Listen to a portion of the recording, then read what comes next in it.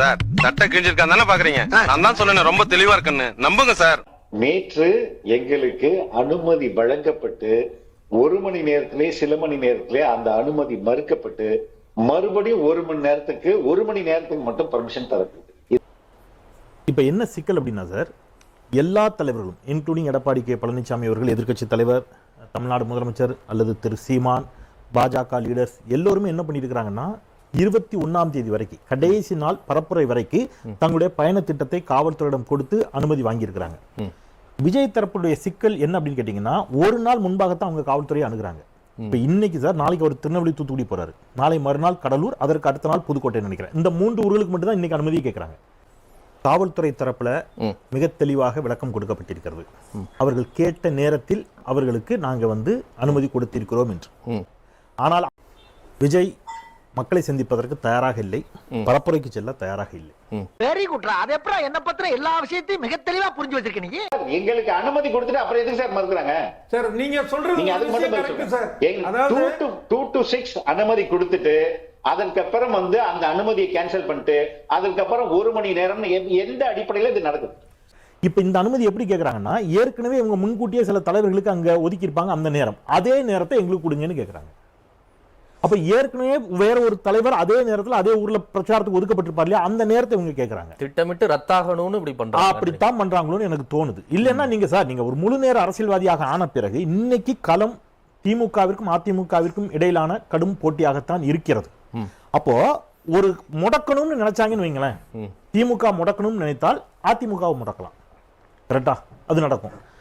பாஜக தேர்தல் ஆணையத்தை வைத்து முடக்கணும்னு நினைச்சா திமுகவை பிரச்சாரமே செய்ய விடாம செய்யலாம். இந்த 2 தானே இங்க மாநிலத்தில் ஆளுங்கட்சி திமுக. இவங்க அதிமுக முடக்கணும்னு நினைப்பாங்க, அவங்க திமுக முடக்கணும்னு நினைப்பாங்க. இப்படித்தானே மற்ற எல்லோருமே களத்தில் நிக்கிறாங்களே. எடப்பாடி பழனிசாமி களத்தில் நிற்கிறார், சீமான் களத்தில் நிற்கிறார், ஸ்டாலின் களத்தில் நிற்கிறார், மற்ற எல்லாரும் அன்புமணி ராமதாஸ் களத்தில் நிற்கிறார், எல்லாருமே களத்தில் நிற்கிறாங்க.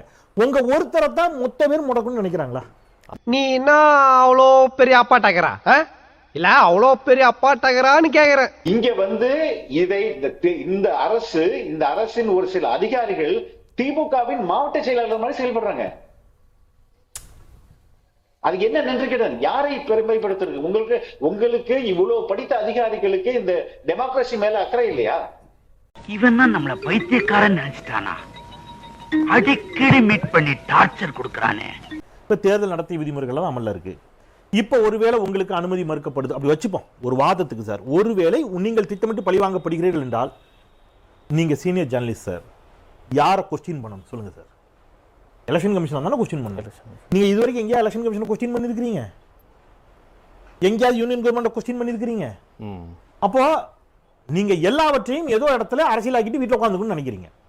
அதான் ஃபேக்ட். இப்படி பல்வேறு சிக்கல்களை வச்சுக்கிட்டு நீங்க என்ன செய்றீங்க? திருப்பி திருப்பி திருப்பி திருப்பி திமுக தான் எங்களை முடக்குது, திமுக என்ன வாதம் இது? எனக்கு அது புரியவே இல்லை. ஒன்று. இன்னொன்று, பாவம் ஒருத்தர்லாம் தனியா ஆந்திரா பஸ்ஸுக்கு கையை காட்டிக்கிட்டு இருக்கிறார். ஒரே ஒரு குறுக்கல் வரார் வழி விடுங்க, ஒரே ஒரு குறுக்கல் வரார் வழி விடுங்க, ஒரே ஒரு குறுக்கல் வரார் வழி விடுங்க. நான் யாரும் குறை மதிப்பீடு செய்ய விரும்பல. அப்போ நீங்க என்ன இல்ல, உங்களுக்குள்ளேயே உங்க வேட்பாளர்களுக்கு சப்போர்ட் பண்றதுக்கு ஆட்கள் இல்ல, உங்களுக்குள்ள உங்க தலைவர் உங்களுக்காக பிரச்சாரம் வருவதற்கு தயாராக இல்ல. ஒத்துக்கிட மனசு இல்லனாலும் அதான் நேசம். தமிழ்நாட்டில் PM ஸ்ரீ கேந்திரிய வித்யாலயா பள்ளிகளில் ஹிந்திக்கு மும்மொழியில ஹிந்திக்கு 52 ஆசிரியர்கள், சான்ஸ்கிரிட்டுக்கு 15 ஆசிரியர்கள், தமிழுக்கு 0. பிப்ரவரி 2026 இருந்து கேந்திரிய வித்யாலயா பள்ளிகளில் தமிழ் நடத்தி கொடுக்கப்படுகிறது, தமிழ் கற்பித்து கொடுக்கப்படுகிறது என்று சூடு அணைச்சு சத்தியம் பண்ணவங்க இன்னைக்கு சொல்லிட்டாங்க இனி வரக்கூடிய ஆண்டுல இருந்து வருமா?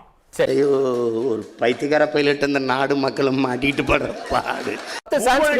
மூலமாக தமிழை எந்த மாநிலத்திலும் நீங்க கற்றுக்கொள்ளலாம். இந்த தேசிய கல்விக் கொள்கைன்னு ஒண்ணு கொண்டு வந்திருக்காங்கல்ல, மும்மொழி கொள்கையில, அதுல பக்கம் 128 சமஸ்கிருதம் மும்மொழி வாய்ப்பாட்டு மொழி தெரி உரிமைகளில் முதன்மையான ஒன்றாக பள்ளிகளிலும் உயர்கல்வியிலும் ஆற்றல் மிகு முன்னளிப்புகளுடன் முதன்மை நீரோட்டமாக இருக்கும். ஹிந்தியை திணிக்கல சார், சான்ஸ்கிரிட்டை திணிக்கிறாங்க. என்னடி இது? நான் திருப்பி திருப்பி சொல்றேன், சான்ஸ்கிரிட் இந்தியாவில் எந்த மாநிலத்தின் தாய்மொழி? எதுக்கு நீங்க சான்ஸ்கிரிட்ட மும்மொழி தெரிவு உகளில் ஒன்றாக சான்ஸ்கிரிட்டை கொண்டு ஏன் சேர்க்கணும்? எதுக்கு சார்? யாருடைய தாய்மொழி? இங்க இருக்கிற யாருக்காவது சான்ஸ்கிரிட் தாய்மொழியா?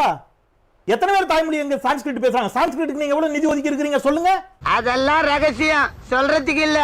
பாலச்சந்திரையா சொன்னார், அவங்க மத்திய அரசு கோவிடுக்கு ஒண்ணுமே பண்ணலையா, மக்களே சிரிப்பாங்க. என்ன சார் இப்படி சொல்றீங்க, நீங்க ஒண்ணும் பண்ணலன்னு நீங்க எப்படி சொல்றீங்க, உலகமே சொல்ல நீங்க உட்கார்ந்து சொல்றீங்களேன்னு மக்கள் யோசிப்பாங்க. அப்புறம் செந்தில் என்ன பண்ணாங்க? கொரோனாவுக்கு ஊசி போடுறதுக்கு காசு வாங்கலாம் அப்படின்னு நினைச்சவங்க தான் இவங்க. அதுக்கப்புறம் கோர்ட் உத்தரவு போட்டுச்சு இந்த ஊசிக்கு காசு வாங்க கூடாதுன்னு. அப்படி கொள்ளையடிக்க நினைச்சவங்க. அத பத்தி சொல்றதுல எந்த தப்பும் கிடையாது.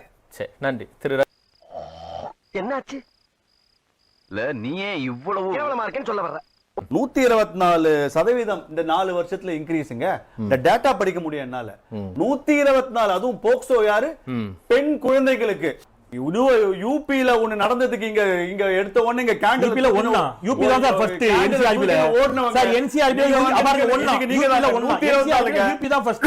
124 ரெக்கார்ட் பீரோல 1000 திராவிட மாடல்ல சொந்த கட்சியின் ஆட்சியை கலைத்த பெருமை பாஜகவுக்கு தான் உண்டு. மணிப்பூர்ல சட்டம் ஒழுங்கு சந்தி சிரிச்சு சீரழிஞ்சு சின்னாபின்னமானது. மணிப்பூர் வல்லுறவு செய்து மணிப்பூர் வீதியில் இழுத்து வந்தார்கள்.